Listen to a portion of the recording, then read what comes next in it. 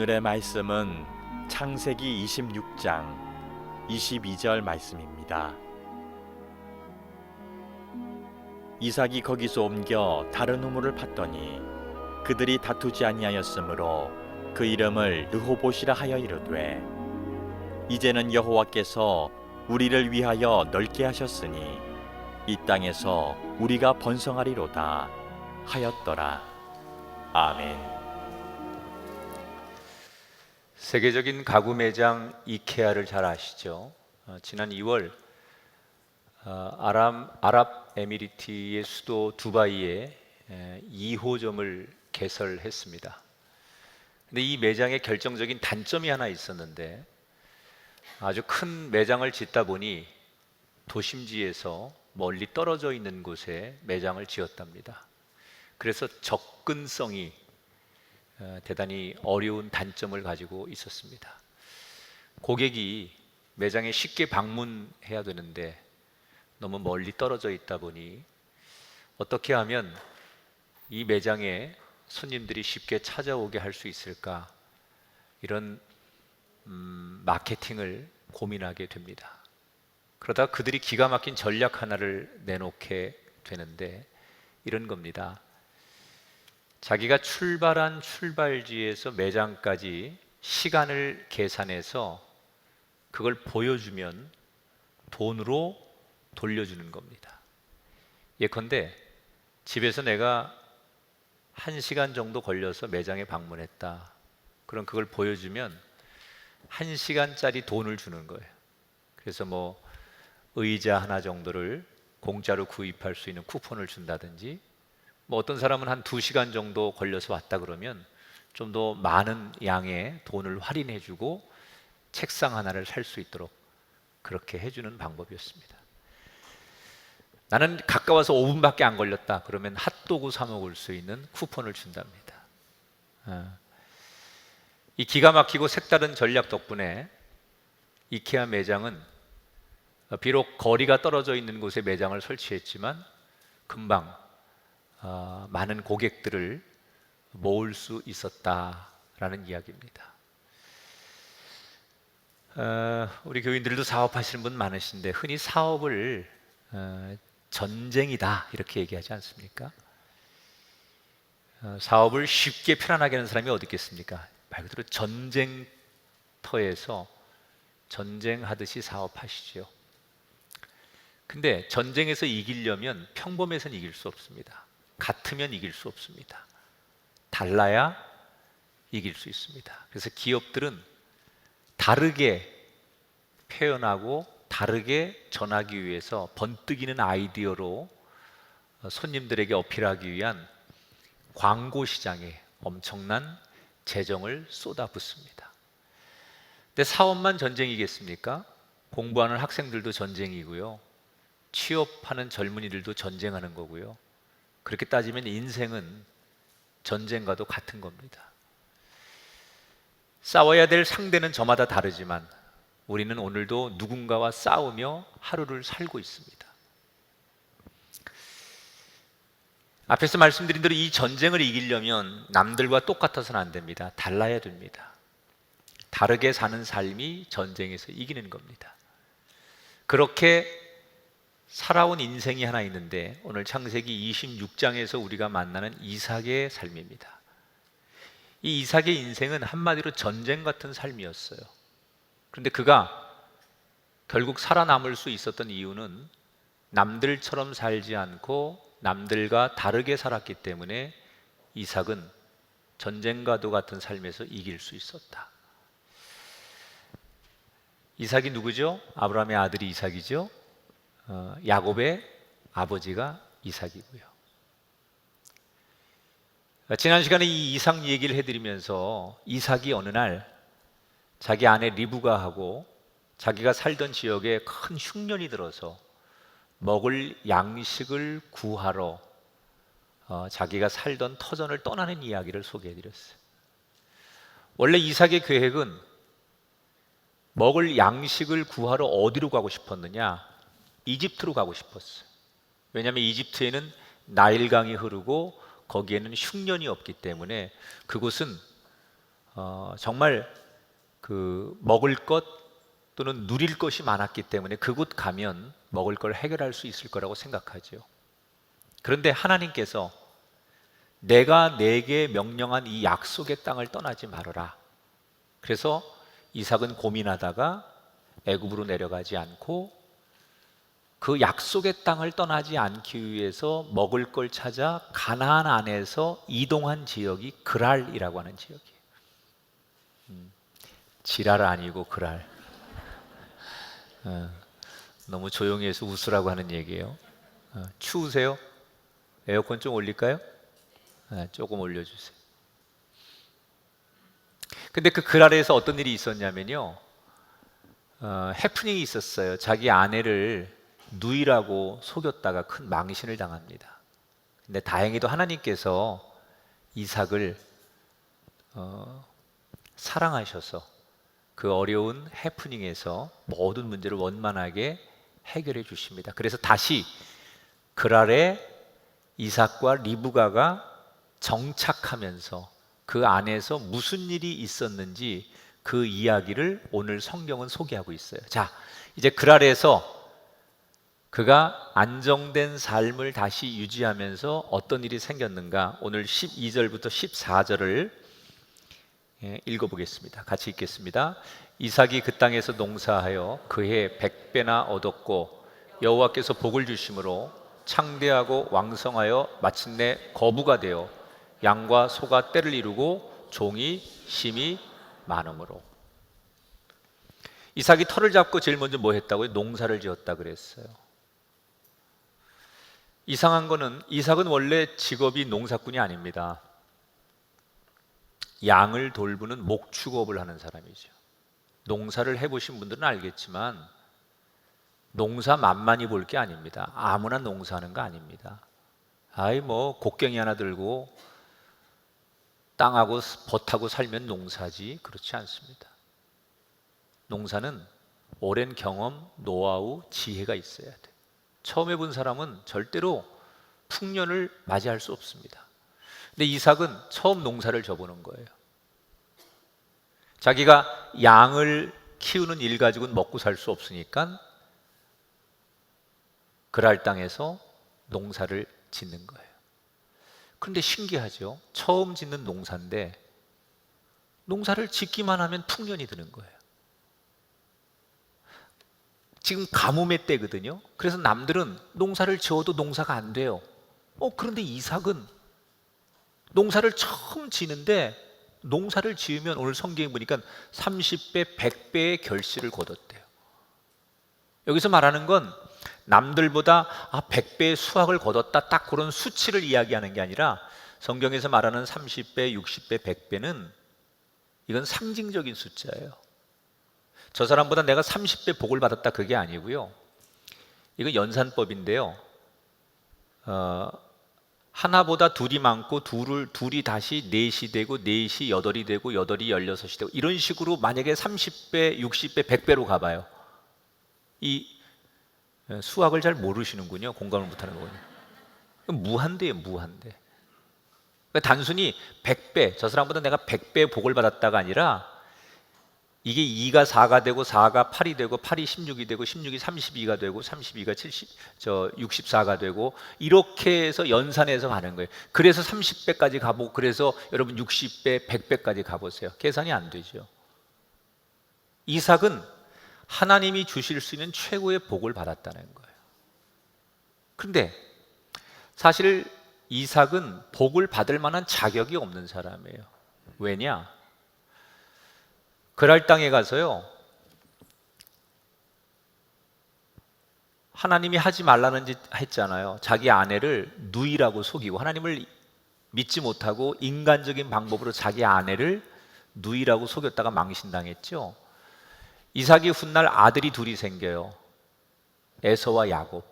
하나님은 둘째 야곱을 통해서 축복하시기로 하시는데 이삭이 어떻게 해요? 자기 마음에 드는 에서를 장자의 축복권을 주고 싶어 했어요. 그러니까 하나님의 계획과 하나님의 뜻과는 반대되는 삶을 살았던 사람이 이삭이에요. 그러니까 엄밀히 따지면 이삭은 하나님 앞에 축복받을 만한 자격이 없는 사람이에요. 근데 하나님이 이삭을 엄청나게 축복하세요. 오늘 그 성경 12절에 보니까 이삭이 복을 받는데 이렇게 소개합니다. 따라합시다. 여호와께서 복을 주심으로. 왜 복을 주시느냐? 두 가지 이유예요. 이삭이 잘못하고 실수하고 허물이 있고 사람의 기준에서 볼 때는 축복을 놓친 것 같은 삶을 살지만 하나님이 이삭을 축복하기로 그의 아버지 때부터 약속을 하셨어요. 여러분, 사랑이라는 것은 좋아야만 하는 게 아니에요. 밉지만, 내 마음에 안 들지만 사랑하면 다 용납되는 게 사랑이에요. 그래서 자식을 부모는 품는 거 아닙니까? 속색이고 사고쳐도 사랑하니까 그 자식을 품어주는 게 부모의 사랑인 거예요. 두 번째, 오늘 이삭이 잘한 게 하나 있어요. 자기는 이집트로 가고 싶어 했잖아요. 그런데 하나님께서 가지 말고 그 땅을 지켜라 그랬거든요. 그랬더니 이삭이 엄청난 고민을 하다가 자기의 생각을 포기하고 하나님의 말씀 앞에 순종했어요. 이게 여러분 말은 쉬운데, 여러분 만약에 여러분이 인생을 살면서 내 생각, 내 계획, 이런 거창한 심도 있는 고민을 해놓고 여러분이 살고 싶은 일들이 있고 하고 싶은 일들이 있었어요, 오랫동안. 근데 어느 날 하나님께서 나한테 그거와 반대되는 말씀을 주세요. 그러면 내 고집과 내 생각을 내려놓는다는 게 그렇게 쉬운 게 아닙니다, 여러분. 말로는 하나님 뜻이 먼저지라고 하지만 막상 그게 나한테 생기면요, 내가 오랫동안 고민하고 내가 심사숙고하고 평생을 내가 그 일을 위해서 준비했는데 하나님께서 어느 날 너 그 길이 아니다, 이렇게 해야 된다라고 반대되는 말씀을 하시면 내 생각, 내 계획을 포기하는 게 그렇게 쉬운 게 아니에요. 근데 이삭은 어떻게 해요? 고민은 했겠지만 자기의 고집과 생각을 꺾고 하나님이 원하시는 그 약속의 땅을 떠나지 않았다는 거예요. 그러니까 그 모습이 하나님 보실 때 너무나 이뻐 보인 거예요.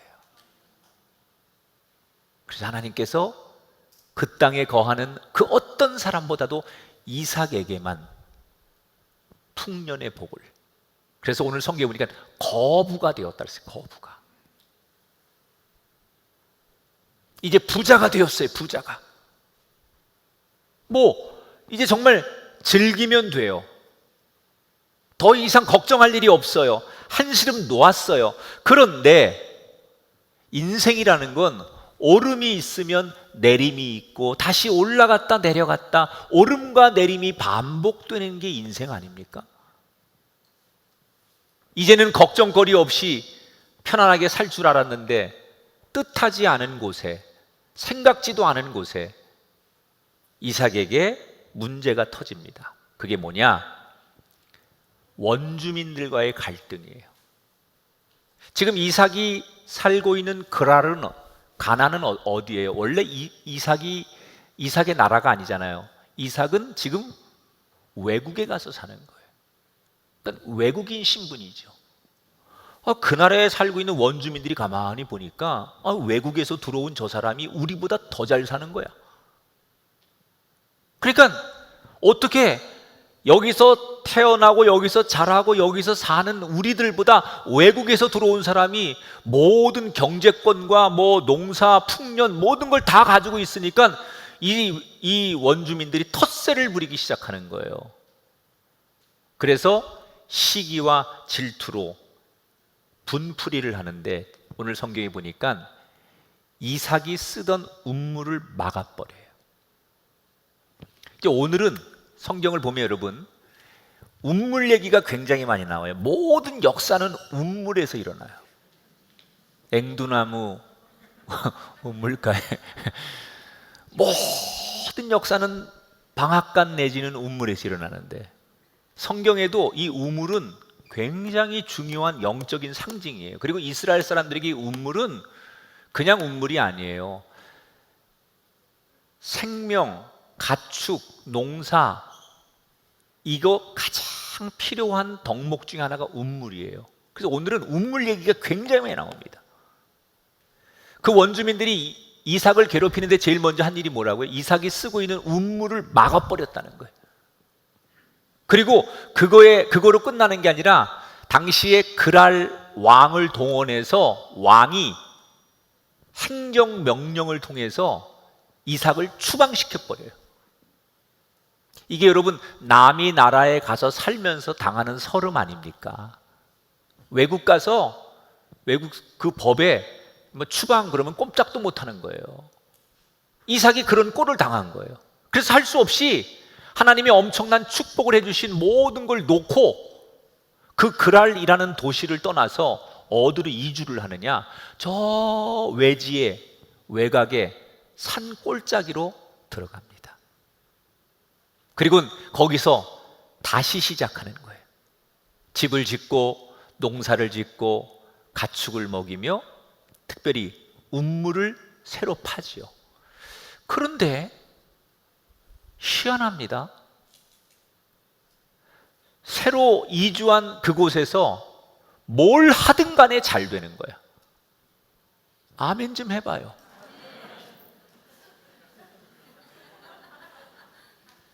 코로나19가 아멘까지 막았어. 여러분 마스크 썼다고 표정이 안 보이는 게 아니에요. 왜 잘 됐을까요? 하나님께서 그에게 복을 주시는 거예요. 저는 이 장면을 묵상하면서 이런 생각이 들었어요. 환경이나 상황이 복을 주는 게 아니구나.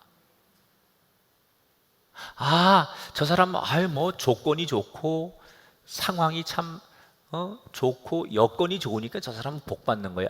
저 사람은 저 상황이 저 복 받을 상황이 아니야. 우리 이렇게 단정하지만 복은 하나님이 주시는 거라. 어떤 상황이든지 어떤 환경이든지 하나님과 동행하면 복을 받습니다. 지금 이삭은 산골짜기에 들어가서 다시 재기하는데 뭐 상황이나 여건이나 환경이 좋아서 복을 받는 게 아니에요.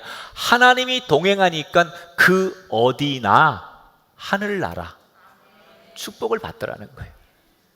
그래서 이삭은 이제 도시를 떠나서 이 한적한 곳에 와서 새로운 터전을 가지고 다시 어느 정도 시작을 합니다. 걱정할 게 없을 줄 알았어요. 그런데 또 어려운 일이 닥치죠. 그 잘되는 이삭을 보면서 기분이 나빴던 그 그랄의 원주민 목자들이 찾아와서 떼를 쓰는 거예요. 뭐라고 떼를 쓰느냐? 지금 네가 판 이 운물은 우리 땅 아니냐? 우리 땅에서 판 거잖아. 그러니 그 운물 내놔. 이게 맞는 말이기도 하고 틀린 말이기도 해요. 생떼를 쓰는 거예요. 네 땅 아니잖아. 이거 우리 땅에다가 네가 운물 판 거니까 아무리 수고하고 애써서 운물을 만들었어도 이거 우리 거니까 내놔. 그리고 그 운물을 뺏으려고 해요. 여러분 지금은 운물을 하나 이렇게 파는 게 어려운 일이 아닙니다. 이렇게 지금은 컴퓨터 같은 걸로 땅 밑에 딱 수맥을 찾지요. 그래서 거기를 딱 기계로 이렇게 쫙 파들어갑니다. 그리고 파이프 같은 걸 쫙 연결하면 물이 나오죠. 지하수가. 고대에는 그런 게 없었어요.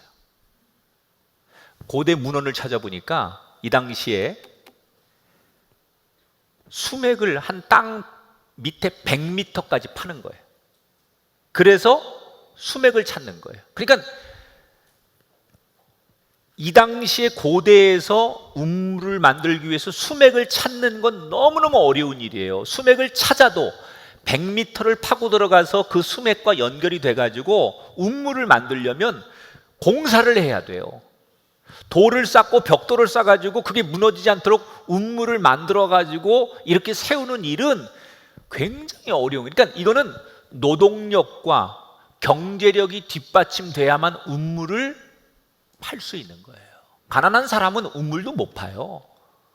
이삭 정도 되니까 우물을 팔 수 있는 거야. 남들은 평생 우물을 팔려고 해도 수맥을 발견 못해서 우물을 못 파는 사람이 수두룩한데, 이삭은 이전하자마자 우물을 판 거예요. 그런데 자기네 거라고 우기니까 이삭이 어떻게 해요? 줘요. 그 종들이 황당해서, 아니 주인님, 이거 말도 안 됩니다. 우리가 노력해서 이 빈 땅에서 우리가 우물을 만든 건데 저 사람들이 달란다고 우기는 걸 그렇게 들어주면 어떡합니까? 싸웁시다. 우리가 대신 싸우겠습니다. 우리에게 힘이 있지 않습니까? 저 사람들을 이길 만한 능력이 우리한테 있지 않습니까? 이 당시 이삭은 굉장한 힘이 있었어요. 이미 거부가 되었기 때문에 자기가 다스리는 종들, 사병들, 그리고 굉장히 이삭을 따르는 사람들이 많았기 때문에 마음만 먹으면 그 텃세를 부리는 목자들을 얼마든지 힘으로 제압할 수 있는 능력이 있었어요. 근데 이삭은 종들에게 뭐라고 하느냐? 원주민들과 싸우면 안 된다. 저들이 원하면 그 우물 그냥 줘라. 우린 또 파면 되지. 그리고 싸울 생각 안 하고 순순히 우물을 양보합니다. 그 우물을 양보했으니까 또 우물을 파야죠. 그래서 우물을 또 팝니다. 그런데 기가 막히죠? 이따 팠다 하면 나오네. 두 번째 우물을 팠는데 또 우물을 금방 발견한 거예요. 그래서 우물을 이렇게 만들었습니다. 그런데 얼마 전에 악몽이 다시 재현되는 거예요. 이번에도 그랄의 목자들이 와가지고 또 시비를 거는 거예요. 이거 우리 땅인데 이 우물도 우리 거다, 내놔라.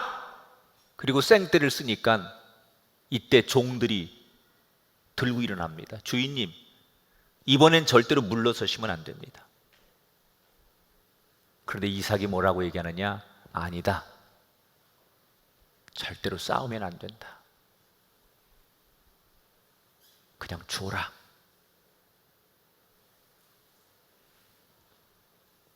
이 종들이 뚜껑이 열리는 거예요. 아니, 우리가 숫자도 많고 우리가 힘도 세고 우리가 능력도 있는데 왜 맨날 당하십니까? 본때를 보여줘야 다음부터 그러지 않을 거 아닙니까? 이건 말도 안 됩니다. 그리고 종들이 막 주인에게 분노하죠.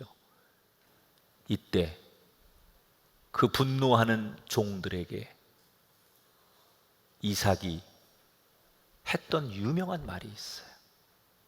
뭐라고 얘기하느냐? 하나님이 더 좋은 것을 주시겠지. 기다려보자.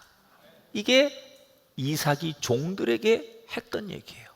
그리고 다시 우물을 파괴해요. 세 번째. 그러니까 종들이 툴툴거리며 우리 주인은 말이야 저 물러 터져가지고 우리만 고생시키고, 그래서 툴툴거리며 종들이 우물을 팝니다. 그런데 신기하죠? 이쯤 되면 아멘이 나와야지. 이번에도 너무 쉽게 수맥을 찾고 땅을 파는데 종들이 깜짝 놀라는 거예요. 왜? 이 세 번째 우물은 지난번에 첫 번째, 두 번째 우물하고는 비교할 수 없을 만큼의 물의 양과 그 물의 질이 엄청나게 좋은 거예요. 첫 번째, 두 번째 우물하고는 비교도 할 수 없는 너무나 좋은 우물을 진짜로 발견하는 거예요. 그래서 그 우물을 어렵게 다시 완성을 합니다. 그리고 불안해하며 이번에도 이 원주민들이 와서 이 우물을 뺐으면 어떻게 하나, 그래서 기다리는 거예요. 그런데 세 번째 우물은 원주민들이 시비를 걸지 않아요. 왜 그랬을까요?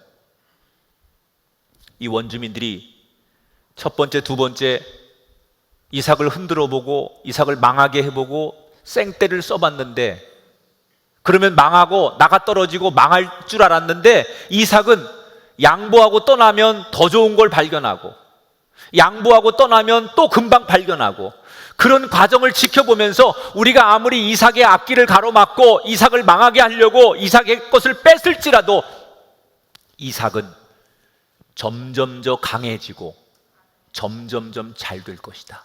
그러니 우리가 더 이상 뺏어봐야 아무 의미가 없다라고 생각한 이 원주민들이 더 이상 이삭을 건들지 않게 된다는 거예요.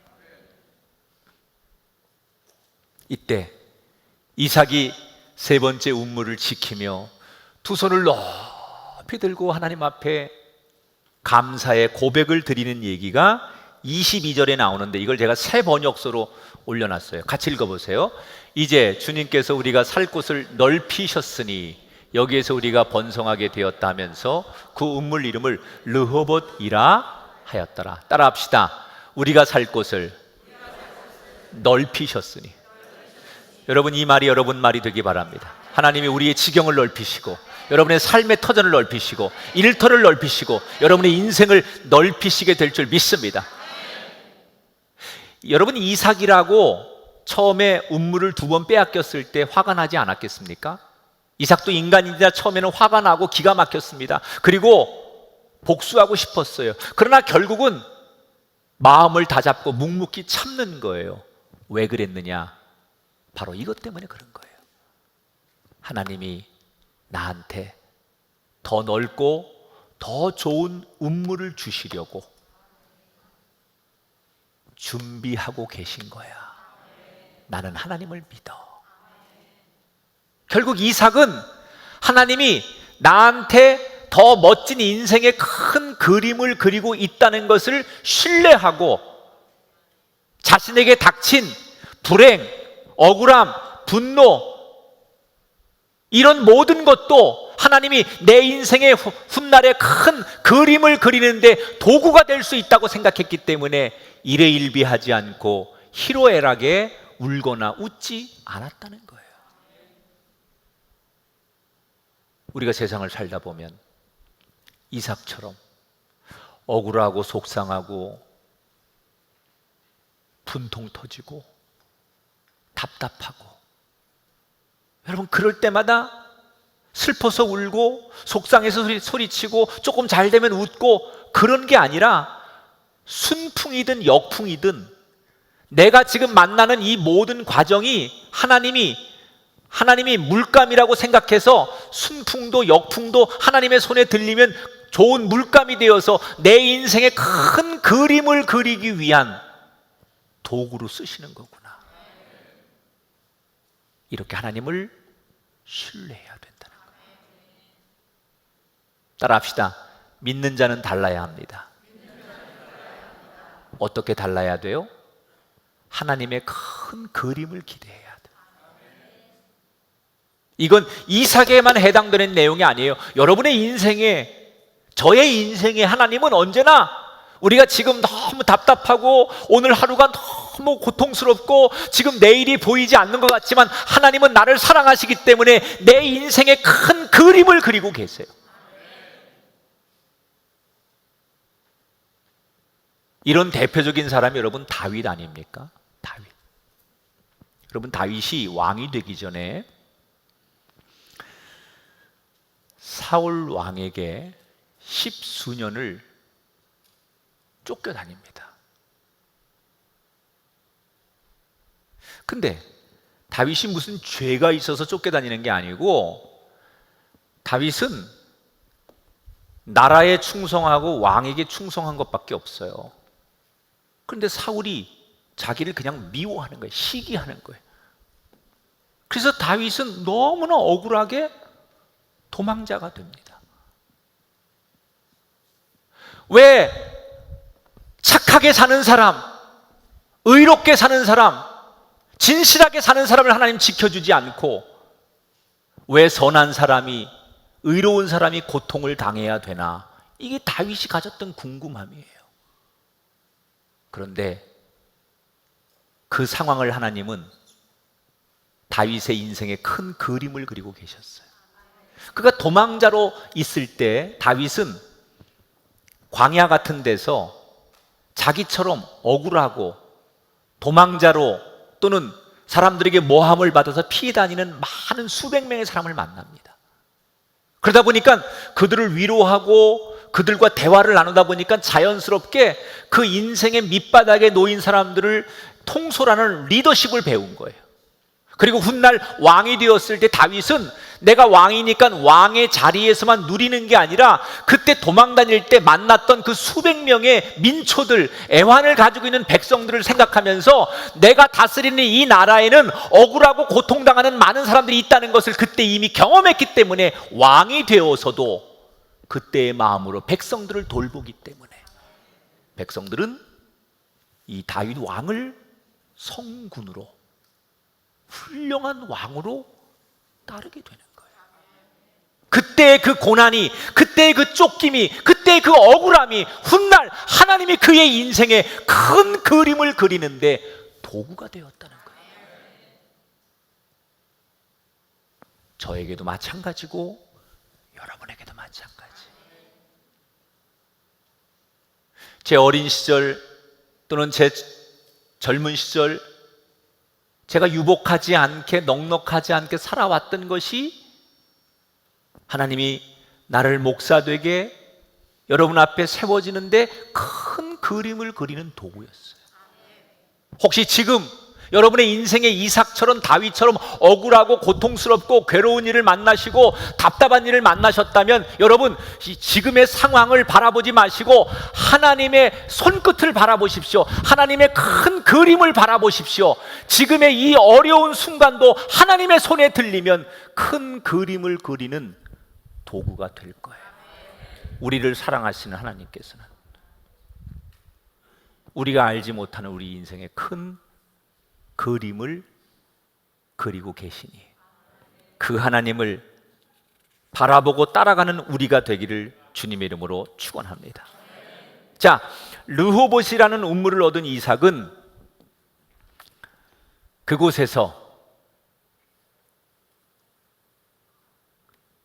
터를 잡고 살아갑니다. 그런데 아직 이삭의 진짜 축복은 온 게 아니에요. 왜냐하면 이삭은 지금 세상적으로는 여러분 이삭이 이 당시에 받은 복은요, 뒤에 나오지만 그랄 왕이 한 나라의 왕이 갖는 부와 권력보다도 더 많은 걸 소유했어요. 한 개인이 한 나라의 왕을 능가할 정도로 복을 받아요. 그러니까 하나님이 부어주시면요, 비록 우리가 한 사람 개인일지라도요, 어느 나라의 왕을 능가할 만큼 복을 주시는 분이 하나님이세요. 이삭이 그런 복을 받아요. 그래서 이제는 누구도 시비 걸지 않고 모든 것이 다 일사천리로 행복하게 살아갈 수 있는 여건을 다 갖습니다. 세상적으로 더 이상 부러울 게 없는 거예요. 그런데 이때 그 마음에 어느 날 이런 생각이 드는 거예요. 내가 세상적으로는 성공하고 물질, 경제권 이런 걸 다 가졌는데 진짜 행복이 뭘까? 진정한 행복은 하나님 앞에 예배자로 하나님을 찬송하고 하나님을 예배할 때 그게 진짜 행복인데 이걸 이삭이 느끼는 거예요. 그 지도를 볼까요? 지도? 지금 맨 저 위가 그랄이에요. 그랄. 저기서 쫓겨난 거예요. 그래서 어디로 가요? 르호봇까지 가는 거예요. 근데 중간에 부엘세바라고 있습니다. 부엘세바. 이 부엘세바는 당시에 예배를 드리기에 가장 좋은 곳, 이삭이 예배를 드리면서 은혜를 받았던 곳이 부엘세바입니다. 근데 지금 르호봇에 와서 경제적으로 가장 그가 왕성하게 돈을 벌고 능력을 가지고 사는 거예요. 그런데 마음 한구석에 무슨 갈등이 있느냐? 아무리 세상적으로 성공해도 내 영혼이 피폐하고 내 영혼이 하나님 앞에 예배하는 그때가 행복한 거지 라고 생각하면서 갈등을 해요. 돈이냐 예배냐, 사업이냐 예배냐, 세상이냐 하나님이냐. 여러분 같으면 당연히 1번이죠. 이삭은 이걸 갈등하는 거예요. 그러다가 어느 날 과감하게 결단을 합니다. 아무리 내가 세상권 많이 가져도 하나님을 예배하는 그곳으로 돌아가야지. 그래서 그는 르호봇에서 있는 모든 걸 내려놓고 브엘세바로 다시 올라가요. 거기는 원래 하나님이 이삭에게 말씀하셨던 가나안의 중심이거든요. 그래서 브엘세바로 다시 올라갑니다. 모든 자기의 삶의 터전을 희생하고 과감하게 결단하는 거예요. 그런데 그날 밤, 브엘세바를 도착한 그날 밤, 하나님께서 이삭에게 나타나십니다. 기다렸다는 듯이. 그리고 24절에 축복을 하시는 거예요. 뭐라고 축복하느냐? 하나님이 이삭에게, 브엘세바로 돌아온 이삭에게 두려워하지 말라. 내가 너와 함께 있어 내게 복을 주어 내 자손이 번성하게 하리라.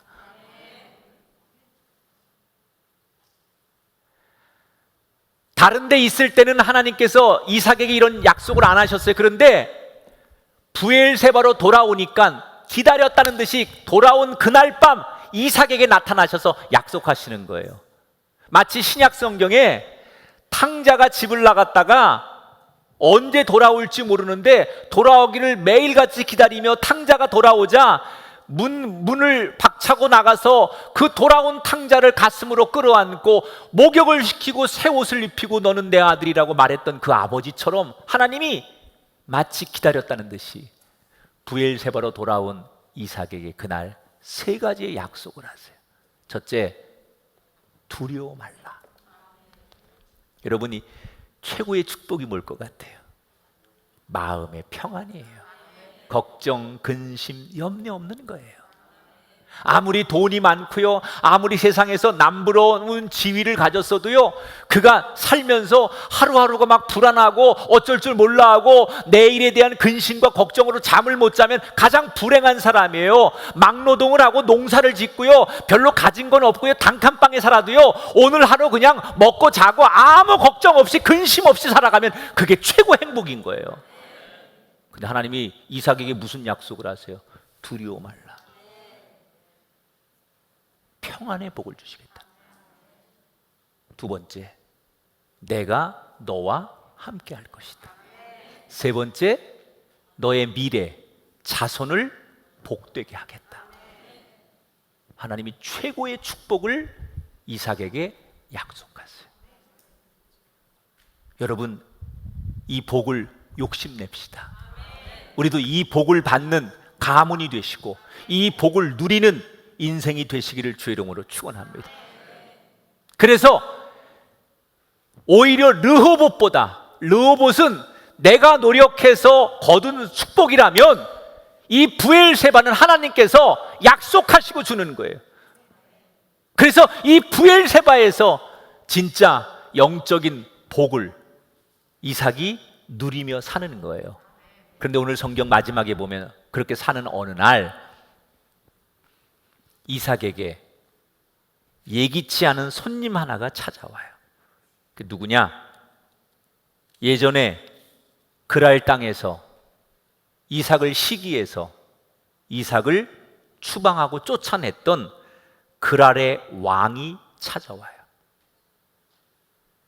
그것도 혼자 오는 게 아니라 군대 장관, 비서실장을 대동하고 왕이 일개 평민인 이삭을 찾아와요. 왜 왔느냐? 두려워서 찾아왔대요. 뭐가 두려우냐? 들어볼까요? 이 왕이 하는 얘기 28절 29절에 보니까 여호와께서 너와 함께 계심을 우리가 분명히 보았으므로 우리가 너 사이에 계약을 맺으리라. 너는 우리를 해하지 말라. 이는 우리가 너를 평안히 가게 하였음이니라. 뭐가 두려워요? 이삭을 보면 이삭과 함께 하시는 하나님이 보이는 거예요. 그게 무서운 거예요.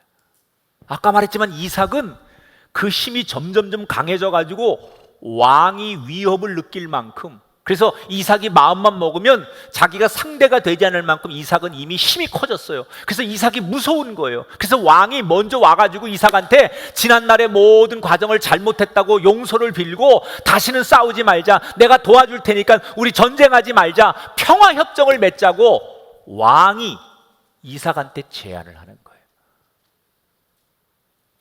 근데 여기 재밌는 표현이 있어요. 이 왕이 뭐라고 말하느냐? 여호와께서 너와 함께 계심을 보았다 그랬어요. 근데 요거는 저는 성경의 좀 번역에, 이건 좀 내가 만약에 번역을 했다면 이렇게 번역을 안 했을 것 같아요. 사실은 엄밀히 말하면 왕이 진짜 하나님을 봤을까요? 이방 왕이 이렇게 이삭 뒤에 있는 하나님이 뭐 그림자처럼 보이고 뭐 유령처럼 보이고 그랬을까요? 그거 아닙니다. 그러니까 엄밀히 말하면 왕이 뭐라고 표현을 해야 되느냐? 너와 함께 계신 하나님이 내 옆에 있음을 들었도다. 이게 맞는 얘기예요. 보았다가 아니라 들었다. 왕은 하나님을 보지 못했어요. 그런데 이삭 옆에, 이삭 뒤에 하나님이 늘 함께 하심을 보았다라고 얘기를 했어요. 진짜 봐서 본 게 아니라, 그럼 왜 이런 표현을 썼느냐? 이런 거죠. 아니 분명히 이삭이 망할 줄 알았어요. 쫓아내면 망하고 우물 뺐으면 끝날 줄 알았어요. 그런데 이삭은 우물을 뺏기고도 추방을 당하고도 가는 곳마다 다 잘 되는 거예요. 저 정도면 망해야 되고, 저 정도면 사람이 쓰러지고, 저 정도면 사람이 못 일어나야 되는데 이삭은 거꾸로예요. 어디를 가든지 누구를 만나든지 어떤 상황과 조건 속에서도 이삭은 다시 일어나고, 어제와 다르게 오늘이 더 잘 되고 내일은 더 잘 되고 승승장구하는 거예요. 그래서 사람들은 궁금해서 물어보는 거예요. 도대체 너는 뭐 때문에 이렇게 잘 되는 거냐? 너는 왜 우물을 그렇게 쉽게 팔 수 있으며, 너는 가는 곳마다 농사가 잘 되고 부해지는 비결이 뭐냐? 이렇게 물어보잖아요. 이때 이삭이 대답하는 거예요. 나와 함께 계신 여호와가 계시기 때문이다. 내 등 뒤에 야훼 하나님이 계시고 내 옆에 여호와가 계시니 내가 무슨 일을 하든지, 운물을 파든 농사를 짓든 가축을 치든 사람을 상대하든 하나님이 도와주시니 나는 잘 되는 거다. 이 이야기를 이삭은 만나는 사람마다, 힘들면 힘들 때마다, 힘들면 이렇게 얘기하는 거죠. 괜찮아, 하나님이 계시니까. 잘 되면 잘 되는 대로 하나님이 해주신 거야. 이렇게 이삭은 늘 얘기를 하는 거예요. 그래서 사람들이 이삭의 얘기를 들으면서 점점점, 아, 저 사람에게는 하나님이 계시구나, 아, 저 사람 등 뒤에는 하나님이 동행하시는구나, 저 이삭에게는 하나님이 늘 함께 하시는구나. 그래서 오늘 왕이 뭐라고 말해요? 이삭, 너의 인생에 여호와가 함께 하시는 것을 내가 보았노라. 본 게 아니에요. 이삭이 그렇게 말한 거예요. 저와 여러분이 하나님을 보여줘야 돼요. 어떻게? 우리의 입의 고백으로. 하나님이 나와 함께 하십니다. 하나님이 우리 가정과 함께 하십니다. 이 이야기를 이삭처럼 끊임없이 간증하고 고백할 때 우리 주변의 가족과 여러분의 친구와 세상에 여러분이 만나는 모든 이웃들이 여러분을 통해서 하나님을 보게 되고 하나님을 봤다라고 고백하게 될 줄 믿습니다. 이때 이삭은 왕에게 복수할 수 있었어요. 지난날 자기를 그렇게 비참하게 만들고 고통 속에 몰아넣었던 이 왕을 그만큼 되돌려서 복수해 줄 수 있었어요. 그런데 이삭은 그렇게 안 해요. 30절 31절에 보면 어떻게 하느냐? 이삭이 그들을 위하여 잔치를 베풀매 그들이 먹고 마시고 아침에 일찍 일어나 서로 맹세한 후에 이삭이 그들을 보내매 그들이 평안히 갔더라. 왕의 제안을 받아들여요. 과거를 묻지 않아요. 섭섭함, 원망, 복수심 이런 거 다 그냥 넓은 아량으로 품어주는 거예요. 사과하니까 받아주고, 그래, 지나간 건 지나간 거고 앞으로 잘하자. 다 품어주는 거예요. 저는 이 말씀을 묵상하면서 저 스스로 이런 결론을 내렸어요. 세상에는 지고도 승리하는 사람이 있고 뺏기고도 축복받는 사람이 있다. 처음에는 그 사람이 졌는데 나중 보니까 이겨 있어요. 처음엔 다 뺏겼는데, 뺏긴 줄 알았는데 나중에 지나고 보니까 그 사람이 오히려 축복을 받은 사람이에요. 무언가를 얻는 방법은 두 가지예요. 싸워서 쟁취해서 내 손에 갖는 방법이 하나 있고요. 위로부터 하나님이 내려주시는 축복을 통해 받는 방법이 있고요.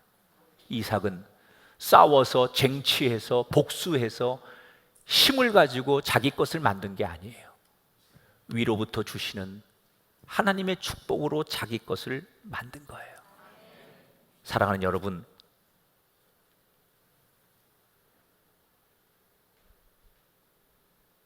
우리가 인생을 살다 보면 과거 슬픈 일, 안 좋은 일, 이런 일이 있어요. 그건 역시 하나님 그림 안에 있는 거예요. 그때를 돌아보면서 그때만 생각해가지고 몸서리 치지 말고 그건 역시도 하나님의 그림에 그리는 작품으로 맡기면 하나님이 여러분 인생에 더 좋은 그림을 그리게 될 줄 믿습니다. 과거를 들추고 그 과거 때문에 여전히 세월이 지나서도 그것만큼을 용납할 수 없어서 몸서리 치는 인생이 아니라 그냥 이삭처럼 품어주는 거예요. 얼마 전에 드라마 작가들을 만났어요.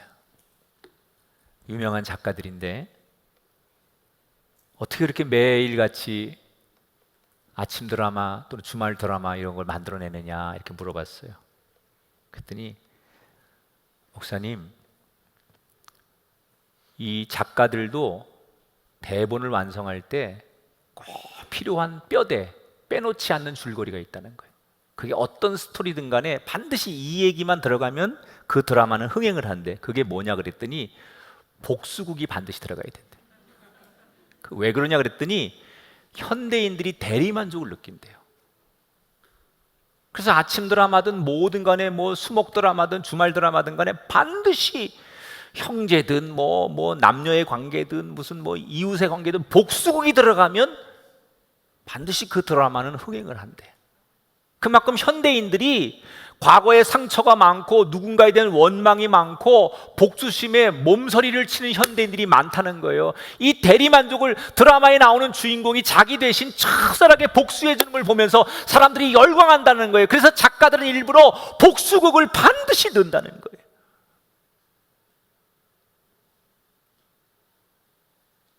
여러분 정말 그렇다고 생각하세요? 복수하면 이기는 거고 되갚아주면 이기는 겁니까? 아닙니다. 여러분의 시선을 바꾸세요. 복수하는 사람은 자기의 시선이 과거에 머무는 사람이고 그것을 용납하고 품어주는 사람은 자신의 시선이 미래에 가 있는 거예요. 과거에 머무는 시선이 아니라 큰 그림을 그리시는 하나님을 바라보시면 그 아픔, 그 고통, 그 분노가 용서되지 못할 것이 없을 줄 믿습니다. 따라합시다.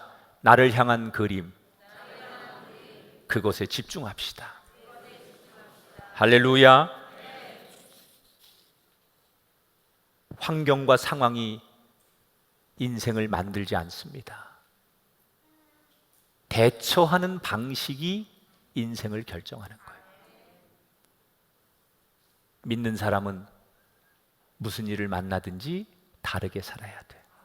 순풍이든 역풍이든 나를 향한 하나님의 큰 그림에 집중하셔서 하나님이 나를 어떻게 그려가시는지 그 그림의 완성을 이루어가는 저와 여러분 우리 모두가 되기를 주님의 이름으로 축원합니다. 영상을 보겠습니다.